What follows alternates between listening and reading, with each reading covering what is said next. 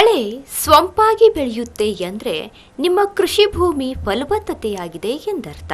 ಕಳೆಯನ್ನು ನಿರ್ವಹಣೆ ಮಾಡುವುದು ಸಹ ಒಂದು ಕಲೆ ಎನ್ನಬಹುದು. ಕಳೆಯನ್ನು ಕಾಲಕಾಲಕ್ಕೆ ತೆಗೆಯದೆ ಹೋದ್ರೆ ಅದೇ ಕಳೆ ಬೆಳೆಯ ಪಾಲಿಗೆ ಖಳನಾಯಕ ಆಗಿಬಿಡುತ್ತದೆ.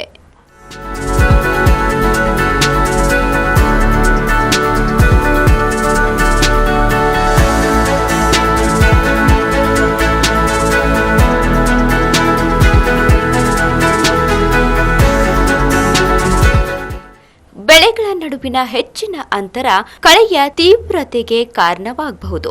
ಉತ್ತಮ ಇಳುವರಿಗಾಗಿ ಬಿತ್ತನೆಯ 50 ರಿಂದ 60 ದಿನಗಳು ಕಳೆಮುಕ್ತ ಅವಧಿ ಅವಶ್ಯಕವಾಗಿದೆ. ಇಲ್ಲದಿದ್ದರೆ ಅದು 60% ರಿಂದ 80% ಇಳುವರಿಯನ್ನ ನುಂಗಿಬಿಡುತ್ತದೆ. ಸಾವಯವ ಕೃಷಿ ಪದ್ಧತಿಯಲ್ಲಿ ಕಳೆ ನಿಯಂತ್ರಣವನ್ನ ಕೈ ಕಸ ತೆಗೆಯುವಿಕೆ ಯಾಂತ್ರಿಕ ಉಪಕರಣಗಳನ್ನ ಬಳಸುತ್ತೇವೆ. ಈ ಯಂತ್ರವೂ ಕೂಡ ಕಳೆಯ ನಿಯಂತ್ರಣಕ್ಕೆ ಅತ್ಯುತ್ತಮ ಸಾಧನವಾಗಿದೆ. ಬೇರೆ ಯಂತ್ರಗಳಿಗಿಂತ ಇದು ರೈತರಿಗೆ ಹೇಗೆ ತುಂಬಾ ಉಪಕಾರಿ, ಬನ್ನಿ ನೋಡೋಣ.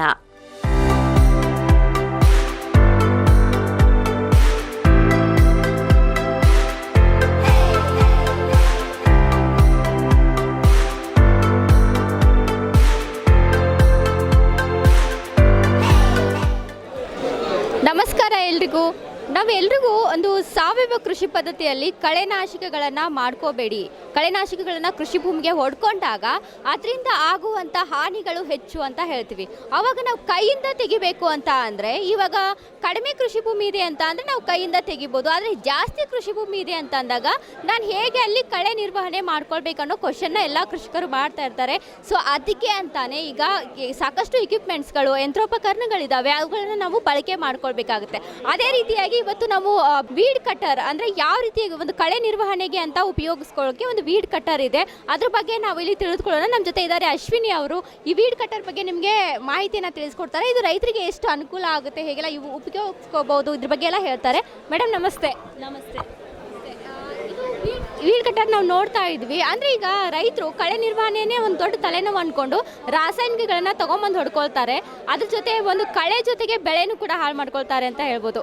ಸೊ ಈ ವೀಡ್ ಕಟ್ಟರ್ ಎಷ್ಟು ಅನುಕೂಲ ರೈತರಿಗೆ ಹೆಂಗೆ ಅಂತ? ನಮ್ಮಲ್ಲಿ ಇವಾಗ ಇಂಜಿನ್ ಬೇಸ್ಡು ಬಹಳಷ್ಟು ಟಿಲ್ಲರು ವೀಡರ್ಗಳು ಬಂದಿವೆ.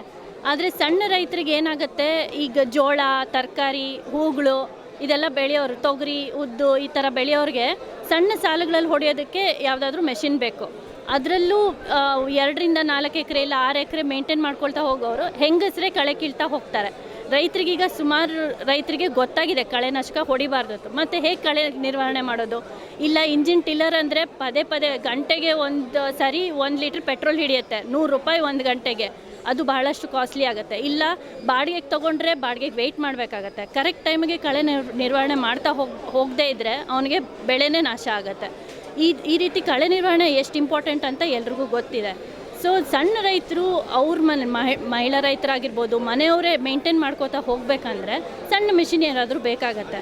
ಸೊ ಈ ಕಳೆನಾಶಕ ಆದಷ್ಟು ಕಡಿಮೆ ಮಾಡಬೇಕಂದ್ರೆ ಒಂದು ಸಿಂಪಲ್ ಮಿಷಿನ್ ಅಂದರೆ ಸಣ್ಣ ಹಿಡುವಳಿ ರೈತರು ಉಪಯೋಗಿಸೋವಂಥದ್ದು ಅಂದರೆ ಬ್ಯಾಟ್ರಿ ವೀಡರ್ ಮಾಡಿದ್ದೀವಿ. ಈ ಕುಂಟೆ ಅಂತ ಕರಿತಿದ್ದೀವಿ ಇದನ್ನು. ಮಲ್ಟಿಪರ್ಪಸ್ ಇದು. ಒಂದು ಸರಿ ಈಗ ಇವತ್ತು ಬಿತ್ತನೆ ಮಾಡಿದ್ರೆ 15-20 ದಿನಕ್ಕೆ ಫಸ್ಟು ಕುಂಟೆ ಹೊಡಿತಾರೆ. ಮತ್ತು ಸಣ್ಣದಿದ್ದಾಗ ಇದು ಬೋಧಿ ಏರಿಸೋದು ಅಂತಾರೆ, ಮಣ್ಣು ಏರಿಸೋದು. ಸೊ ಫಸ್ಟ್ ಕುಂಟೆ ಹೊಡೆಯೋದು, ಮಣ್ಣು ಏರಿಸೋದು, ಬೋಧಿ ಏರಿಸೋದು, ಮತ್ತು ಸಣ್ಣ ಟಿಲ್ಲಿಂಗ್ ಮಾಡ್ಕೋತಾರೆ ಕೆಲವೊಂದು ತರಕಾರಿ ಇದರಲ್ಲಿ. ಮತ್ತು ಸ್ಪ್ರೇಯಿಂಗ್, ಮಲ್ಟಿಪರ್ಪಸ್ ಒಂದೇ ಮಿಷಿನಲ್ಲಿ ಮಾಡೋ ಥರ ಮಾಡಿದ್ದೀವಿ, ಬ್ಯಾಟ್ರಿ ಆಪ್ರೇಟೆಡ್ ವೀಡರ್ ಅಂತ. ಮತ್ತು ಈವನ್ ಹೆಂಗಸರು ಕೂಡ ಈಸಿಯಾಗಿ ಉಪಯೋಗಿಸೋವಂಥದ್ದು. ವೈಬ್ರೇಷನ್ ಇರಲ್ಲ, ಮೇಯ್ನ್ ಇಂಜಿನ್ ಬೇಸ್ದಿರಲ್ಲ, ಬಹಳಷ್ಟು ವೈಬ್ರೇಷನ್, ಕೈಯೆಲ್ಲ ಸೋತೋದಂಗೆ ಆಗುತ್ತೆ. ಇದ್ರಲ್ಲಿ ವೈಬ್ರೇಷನ್ ಇಲ್ಲ, ಶಬ್ದ ಇಲ್ಲ, ಪೊಲ್ಯೂಷನ್ ಇಲ್ಲ, ಮತ್ತು ಮೇಂಟೆನೆನ್ಸ್ ಭಾಳಷ್ಟು ಲೋ ಮೇಂಟೆನೆನ್ಸ್ ಇದು. ಈಗ ಇದು ಏನಂದರೆ ಬ್ಯಾಟ್ರಿ ಮೇಲೆ ಇದು ವರ್ಕ್ ಆಗೋವಂಥದ್ದು. ಈಗ ರೈತರು ಒನ್ಸ್ ಇದನ್ನು ಚಾರ್ಜ್ ಮಾಡಿಕೊಂಡು ಮಾಡಬೇಕು ಅಂತ ಹೋದರೆ ಇದು ಎಷ್ಟು ಮಟ್ಟಿಗೆ ಟೈಮಿಂಗ್ಸ್ ಆಗಿರುತ್ತೆ, ಲಿಮಿಟೇಷನ್ ಎಷ್ಟೆಲ್ಲ ಬರುತ್ತೆ ಹೆಂಗೆ ಅಂತ? 2 ಗಂಟೆ ಕಾಲ ಚಾರ್ಜ್ ಹಾಕಬೇಕಾಗತ್ತೆ. ನಾರ್ಮಲ್ ನಿಮ್ಮ ಮೊಬೈಲ್ ಚಾರ್ಜಿಂಗ್ ಹಾಗೇ ಮನೇಲಿ ಸಿಂಗಲ್ ಫೇಸ್ ಚಾರ್ಜಿಂಗ್ ಮಾಡ್ಕೋಬೋದು. ಒಂದು ಸರಿ ಚಾರ್ಜ್ ಮಾಡಿದ್ರೆ 2 ಗಂಟೆ ಕಾಲ ಚಾರ್ಜ್ ಮಾಡಿದ್ರೆ ಫುಲ್ ಆಗುತ್ತೆ. ಅದರಲ್ಲಿ ನೀವು 1 ರಿಂದ 2 ಎಕರೆವರೆಗೂ ಕುಂಟೆ ಹೊಡಿಬೋದು. ಮತ್ತು ಮಣ್ಣು ಹದದಲ್ಲಿ ಇರಬೇಕು, ಗಟ್ಟಿ ಭೂಮಿಗೆ ಆಗಲ್ಲ ಇದು. ಯಾವುದೇ ಭೂಮಿ ಇರಲಿ ಸ್ವಲ್ಪ ಹದದಲ್ಲಿ ಹೊಡಿಬೇಕು. ಅದು ನಿಜವಾದ ರೈತರಿಗೆ ಗೊತ್ತಿರುತ್ತೆ ಯಾವ ಕಳೆ ತೆಗಿಬೇಕು ಅಂತ. ಸೊ ಸ್ವಲ್ಪ ಹದದಲ್ಲಿ ಇದ್ದಾಗ ಹೊಡೆದ್ರೆ 6 ಗಂಟೆ ತನಕನೂ ಬರುತ್ತೆ ಇದು. ಅಂದರೆ ಅಂದಾಜು 1ರಿಂದ 2 ಎಕರೆವರೆಗೂ ಅವನು ಮಾಡ್ಬೋದು ಒಂದು ಚಾರ್ಜಲ್ಲಿ. ಮೇಡಮ್, ಇಲ್ಲಿ ಇಕ್ವಿಪ್ಮೆಂಟ್ಸ್ಗಳನ್ನ ನೋಡ್ತಾ ಇದ್ದೀವಿ ನಾವು, ತುಂಬ ವೆರೈಟೀಸ್ ಇದೆ. ಸೊ ಇದೆಲ್ಲ ಹೆಂಗೆ, ಯಾವ್ಯಾವ ಥರ ಅಂತ ಹೆಂಗೆ? ಒಂದು ಸಿಂಗಲ್ ವೀಲ್ ವೀಡರ್ ಅಂತ ಮಾಡಿದ್ದೀವಿ. ಸಣ್ಣ ಸಾಲುಗಳು ನಮ್ಮ ಭಾರತದಲ್ಲಿ ನೋಡಿದ್ರೆ ಹೊಲದಿಂದ ಹೊಲಕ್ಕೆ ಒಬ್ಬರು 9 ಇಂಚ್ ಕೊಡ್ತಾರೆ, 1 ಅಡಿ, 1.5 ಅಡಿ, 3 ಅಡಿವರೆಗೂ ಹೋಗುತ್ತೆ. ಬೇರೆ ಬೇರೆ ಬೇರೆ ಸಾಲಂತರಗಳಿರುತ್ತೆ. ಇದೆಲ್ಲದಕ್ಕೂ ಸೂಟಬಲ್ ಆಗಬೇಕಂದ್ರೆ ಇವಾಗ ಶೇಂಗಾ ಸಣ್ಣ ಸಾಲುಗಳು 9ರಿಂದ 1 ಅಡಿ ಅಂದರೆ ಸಿಂಗಲ್ ವೀಲ್ ವೀಡರ್ ಅಂತ ಬರುತ್ತೆ. ಅದರಲ್ಲಿ ನಿಮಗೆ ರೋಟ್ರಿ ಟಿಲ್ಲರ್ ಮಾತ್ರ ಹಾಕ್ಕೊಳಕ್ಕಾಗಲ್ಲ. 4 ಥರ ಅಟ್ಯಾಚ್ಮೆಂಟ್ ಬರುತ್ತೆ. ಸೈಕಲ್ ವೀಡರ್ ಅಟ್ಯಾಚ್ಮೆಂಟ್ ಹಾಕೋಬೋದು, ಇಲ್ಲ ಎಡೆಕುಂಟೆ ಅಂತ ಕರಿತೀವಿ. ಅದರಲ್ಲಿ ಸಣ್ಣ ಪುಟ್ಟ ಮಾಡಿಫಿಕೇಶನ್ ರೈತರೇ ಮಾಡ್ಕೋಬೋದು, ಲೋಕಲ್ ಕೋಲ್ ಮೇಲೆ ಮಾಡಿಸ್ಕೋಬೋದು. ಮತ್ತು ಇದು ಎಕ್ವಿಪ್ಮೆಂಟ್ಸ್ ತೋರಿಸ್ತೀವಿ. ಈ ಥರ ಸೈಕಲ್ ವೀಡರ್ ಹಾಕೋಬೋದು ಶೇಂಗಾ ಅಂತ ಬೆಳೆಗಳಿಗೆ. ಎಡೆಕುಂಟೆ ಅಂತ ಕರಿತೀವಿ. ಟ್ರೆಡಿಷ್ನಲ್ ಇಂಪ್ಲಿಮೆಂಟ್ಸನ್ನೇ ಯೂಸ್ ಮಾಡಿಕೊಂಡು ಮೆಷಿನ್ ನಾವು ಮಾಡಿರೋದು. ಈ ಥರ ಬೇರೆ ಬೇರೆ ಅಟ್ಯಾಚ್ಮೆಂಟ್ಸು ರೈತರು ಬೇಕಿದ್ರೆ ಲೋಕಲ್ಲೇ ಮಾಡಿಸ್ಕೋಬೋದು. ಇಲ್ಲಿ ನಾವು ನೋಡ್ತಾ ಇದ್ದೀವಿ ತುಂಬ ವೆರೈಟೀಸ್ ಇದ್ದಾವೆ. ಒಂದು ಈ ಥರದ ವೀಲ್ ರೀತಿಯಲ್ಲಿ ಇರ್ಬೋದು. ಬಲರಾಮನ್ ನೇಗಿಲು ಅಂತಾರೆ, ಸಣ್ಣ ನೇಗಿಲು ಅಂತಾರೆ. ಇದರಲ್ಲಿ ನಾವು ಒಂದು ಸ್ಯಾಂಪಲ್ ಕೊಟ್ಟಿರ್ತೀವಿ, ರೈತರು ಹೆಚ್ಚು ಕಡಿಮೆ ಇದರಲ್ಲೇ ಮಾಡ್ಕೋಬೋದು. ಮೆಷಿನ್ ಒಂದು ನಮ್ದು ಇರುತ್ತೆ, ಅಟ್ಯಾಚ್ಮೆಂಟ್ಸ್ ಎಲ್ಲ ಹೊಲದಿಂದ ಹೊಲಕ್ಕೆ, ರೈತರಿಂದ ರೈತರಿಗೆ ಬೇರೆ ಥರ ಬೇಕಾಗತ್ತೆ. ಸಣ್ಣ ಪುಟ್ಟ ಮಾಡಿಫಿಕೇಶನ್ ಅವರೇ ಮಾಡ್ಕೋಬೋದು. ಮತ್ತು ಇದು ಸಿಂಗಲ್ ವೀಲ್ ವೀಡ್ರಿಗೆ ಇದಿಷ್ಟು ಬರುತ್ತೆ. ಮತ್ತು ಕಸ ತೆಗಿಲಿಕ್ಕೆ ಈ ಥರ ಫ್ಲ್ಯಾಟ್ ವೀಡರು ಮತ್ತು ರೋಟ್ರಿ ಒಂದು ಸೆಟ್ಟು.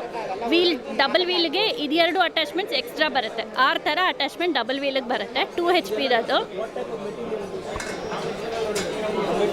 ಮತ್ತು 1 HP 2 HP ವೀಡರ್ಗೆ ನಿಮಗೆ ಸ್ಪ್ರೇಯರ್ ಅಟ್ಯಾಚ್ಮೆಂಟ್ ಕೂಡ ಬರುತ್ತೆ.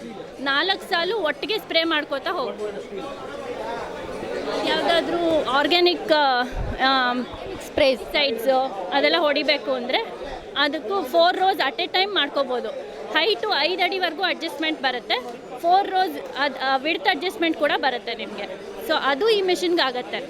So starting from weeding till spraying ಬೇರೆ ಬೇರೆ ಅಟ್ಯಾಚ್ಮೆಂಟ್ಸ್ ಹಾಕ್ಕೊಂಡು ಒಂದೇ ಮಿಷಿನ್ ಇಟ್ಕೊಂಡು ಅವನು ಮೇಂಟೈನ್ ಮಾಡ್ತಾ ಹೋಗ್ಬೋದು. ವರ್ಷದಲ್ಲಿ ಅಟ್ಲೀಸ್ಟ್ ಅವನು 30,000ದಷ್ಟು ಉಳಿತಾಯ ಮಾಡ್ಬೋದು. 30,000 ಉಳಿತಾಯ ಆಗುತ್ತೆ ಕೃಷಿಕರಿಗೆ ಅಂತ. ಸೊ ಇದನ್ನು ನಾವು ಪರ್ಚೇಸ್ ಮಾಡೋಕ್ಕೆ ಹೋದರೆ ಎಷ್ಟೆಲ್ಲ ರೇಟ್ ಆಗುತ್ತೆ? ಸೊ ನಾವೇನು ಮಾಡಿದ್ದೀವಿ ಈಗ machine cost double wheel weeder ಬಂದು 28,000, ಸಿಂಗಲ್ ವೀಲ್ದು 18,000, ಅಟ್ಯಾಚ್ಮೆಂಟ್ ಸೇರಿ. ಬ್ಯಾಟ್ರಿ ಮತ್ತು ಚಾರ್ಜರ್ ಕಾಸ್ಟ್ ನಿಮಗೆ 22,000 ಆಗುತ್ತೆ. ಯಾರ್ಯಾರು ಎಲೆಕ್ಟ್ರಿಕ್ ಸ್ಕೂಟಿ ಇಟ್ಕೊಂಡಿರ್ತಾರೆ, ಈಗಿನ ಕಾಲದಲ್ಲಿ ಎಲೆಕ್ಟ್ರಿಕ್ ವೆಹಿಕಲ್ ತೊಗೊಳೋರು ತುಂಬ ಜನ ಇದ್ದಾರೆ. ಸೊ ಅದೇ ಬ್ಯಾಟ್ರಿ ಉಪಯೋಗಿಸಿ ಮೆಷಿನ್ ರನ್ ಮಾಡ್ಬೋದು. ಇಲ್ಲ 2-3 ತಿಂಗಳು ಉಪಯೋಗ ಮಾಡೋರು, ವರ್ಷದಲ್ಲಿ 2-3 ತಿಂಗಳು ಬೆಳೆ ತೆಗೆಯೋರು, ಅವ್ರಿಗೆ ಬೇಕಿದ್ರೆ ನಾವು ಬಾಡಿಗೆ ರೀತಿಯಲ್ಲಿ ಕೊಡ್ತೀವಿ. ಬ್ಯಾಟ್ರಿನ ತಿಂಗಳಿಗೆ 1,000 ರೂಪಾಯಿ ಥರ ಬ್ಯಾಟ್ರಿ ಬಾಡಿಗೆ ಕೊಡ್ತೀವಿ. ಇಲ್ಲ ಬ್ಯಾಟ್ರಿ ಕೊಂಡ್ಕೋತೀವಿ, ನಮಗೆ ರೆಂಟ್ ಬೇಸಿಸ್ ಬೇಡ ಅಂದರೆ ಈ ಬ್ಯಾಟ್ರಿ ಉಪಯೋಗಿಸಿ ಬೇರೆ ಬೇರೆ ಮೆಷಿನ್ಸ್ ಕೂಡ ಇದೆ ನಮ್ಮದು. ಬ್ರಷ್ ಕಟ್ರ್ ಉಪಯೋಗ ಮಾಡ್ಬೋದು, ಇದು ವಾಟರ್ ಪಂಪ್ ಯೂಸ್ ಮಾಡ್ಬೋದು, HTP ಸ್ಪ್ರೇಯರ್ ಯೂಸ್ ಮಾಡ್ಬೋದು. ಬ್ಯಾಟ್ರಿ ಇಟ್ಕೊಂಡು ಸೀಸನ್ ಇಲ್ಲದೇ ಇರೋ ಟೈಮಲ್ಲಿ ಬೇರೆ ಅಪ್ಲಿಕೇಶನ್ಸ್ಗೆ ಕೂಡ ಯೂಸ್ ಮಾಡ್ಬೋದು. ಕಟ್ಟರ್ದಾಯಿತು, ಇಲ್ಲಿ ಇದು ಸ್ಪ್ರೇಸ್ ಮಾಡುವಂಥದ್ದು. ಮತ್ತು ಓಕೆ, ಇಲ್ಲಿ ಇರೋವಂಥದ್ದೆಲ್ಲ ಸೇಮ್ ಇದೆ. ಅದು ಬ್ಯಾಟ್ರಿ ಆಪ್ರೇಟೆಡ್ ನಾವು ಮಾಡ್ತಿರೋದೆಲ್ಲ battery operated machine. So actually with battery price ಬಂದು 2 HPದು 50,000 ಆಗುತ್ತೆ ವಿತ್ 6 ಅಟ್ಯಾಚ್ಮೆಂಟ್ಸು. ಮತ್ತು ಸಿಂಗಲ್ ವೀಲ್ ವಿತ್ ಬ್ಯಾಟ್ರಿ ಮಾತ್ರ ಬೇಕಂದರೆ ಅದು 40,000 ಆಗುತ್ತೆ. ಈಗ ಇದರಲ್ಲಿ ಒಂದು ಮಷೀನಲ್ಲಿ ಅಲ್ಲಿ ಕುಂಟೆನೂ ಹೊಡೆಯಬೋದು ಅಥವಾ ಈ ಬೋಧೇರಿಸೋವಂಥದ್ದು ಅದನ್ನು ಮಾಡ್ಕೊಳ್ಬೋದು. ವೀಡ್ ಕಟ್ಟರು ಈಗ ಎಲ್ಲನೂ ಕೂಡಿ ಇದು ಒಂದು ಮಷಿನ್ ಆಪ್ರೇಟ್ ಮಾಡುತ್ತೆ. ಅಲ್ಲಿ ನಾವು ಇದನ್ನು ಚೇಂಜ್ ಮಾಡ್ಕೊಳ್ಬೇಕಷ್ಟೇ. ಬರೀ ಅಟ್ಯಾಚ್ಮೆಂಟ್ಸ್ ಚೇಂಜ್ ಮಾಡಬೇಕು. ಮೋಟರು ಬ್ಯಾಟ್ರಿ ಸೇಮ್ ಇರುತ್ತೆ, ಮೆಷಿನ್ ಸೇಮ್ ಇರುತ್ತೆ, ಅಟ್ಯಾಚ್ಮೆಂಟ್ಸ್ ಮಾತ್ರ ಚೇಂಜ್ ಮಾಡ್ಕೋತಾ ಹೋಗ್ಬೇಕು. ಸ್ಪ್ರೇಯರ್ ಕೂಡ ಅದೇ ಮೆಷಿನ್ಗೆ ಆಗುತ್ತೆ. Okay madam, thank you so much. ನಮಗೆ ಸಾಕಷ್ಟು ಈ ವಿಚಾರಗಳನ್ನ ತಿಳಿಸ್ಕೊಟ್ರೆ. ಯಾಕಂದರೆ ವೀಡ್ ಕಟ್ ಅಂದರೆ ವೀಡ್ ಮ್ಯಾನೇಜ್ಮೆಂಟ್ ಅನ್ನೋದು ಕೃಷಿಕರಿಗೆ ತುಂಬ ಒಂದು ತಲೆನೋವು. ಸೊ ಇದು ಈಸಿಯಾಗಿ ಕೆಮಿಕಲ್ ಇಲ್ಲದೇ ಇದನ್ನು ಯಾವ ರೀತಿ ಮಾಡೋದು ಅಂತ ತಿಳಿಸ್ಕೊಟ್ರಿ. Thank you so much. Thank you. ನೋಡಿದ್ರಿ ರೈತರೆ, ಅಂದರೆ ಈಗ ನಾವು ಹೇಳ್ತಾ ಇರ್ತೀವಿ ಸಾವಯವ ಕೃಷಿ ಪದ್ಧತಿಯಲ್ಲಿ ಮಾಡ್ಕೊಳ್ಳೋಕೆ ಹೋದಾಗ ವೀಡ್ ಕಟ್ಟರ್ ಅಂದರೆ ವೀಡ್ ಮ್ಯಾನೇಜ್ಮೆಂಟ್ ಅನ್ನೋದು ತುಂಬ ಅವರಿಗೆ ಒಂದು ತಲೆನೋವಾಗಿ ಪರಿಣಮಿಸ್ಕೊಂಡ್ಬಿಡ್ತಾರೆ. ಇದು ಕಾಸ್ಟ್ ಏನಪ್ಪ ಜಾಸ್ತಿ ಅಂತ ನೀವು ಹೇಳ್ಬೋದು. ಆದರೆ ಇದು ಒನ್ ಟೈಮ್ ಇನ್ವೆಸ್ಟ್ ಮಾಡಿದರೆ ನಿಮಗಿದು ಲೈಫ್ ಟೈಮ್ ಬರುತ್ತೆ. ಸೊ ಒಂದು ಸತಿ ನೀವು ಇನ್ವೆಸ್ಟ್ಮೆಂಟ್ಗೆ ತಲೆ ಕೆಡಿಸ್ಕೊಳ್ಬೇಡಿ. ಸೊ ಯಾಕಂದರೆ ಕೆಮಿಕಲ್ ಹಾಕ್ಕೊಂಡು ಕಳೆ ಜೊತೆಗೆ ಬೆಳೆ ಹಾಳು ಮಾಡ್ಕೊಳ್ಳೋದಕ್ಕಿಂತ ಈ ಥರದ ವೀಡ್ ಮಷಿನ್ಸ್ಗಳನ್ನ ಯೂಸ್ ಮಾಡ್ಕೊಳ್ಳೋದು ಉತ್ತಮ. Thank you so much.